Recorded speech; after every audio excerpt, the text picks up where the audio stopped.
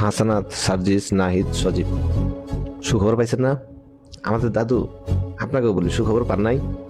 আমাদের গণরায় বাতিল হয়ে গেছে, আমরা হেরে গেছি। এই দায় কার? এই দায় আপনাদের। কোটি মানুষ আপনাদের ভরসা করেছিল, এই প্রতিদান দিলেন। ছি ছি আপনাদের সবার প্রতি। বিপ্লবের পর আপনারা ডাকলেন ইউনূস স্যারকে, আর উনি লন্ডনে যান ক্ষমতা বিলাইতে। স্যার, আপনাকে বলতেছি, খুশি হয়েছেন? 1400 তাজা প্রাণ, তাদের মধ্যে আপনাদের সন্তান ছিল না, কোনো নেতার ছেলে ছিল না। আপনাদের সন্তানরা তো বিদেশে দামি কলেজে পড়ে, দামি গাড়িতে চড়ে, তারা দেশে ফিরে বাফুফে নিবে, বিসিবি নিবে, আর গরিব কৃষক মেহনত মানুষের ঘরে ঘরে হাজার হাজার পঙ্গু করে আছে। তারা আপনাদের কেউ না। সামান্য চাওয়া ছিল আমাদের দেশে সুশাসন আসবে।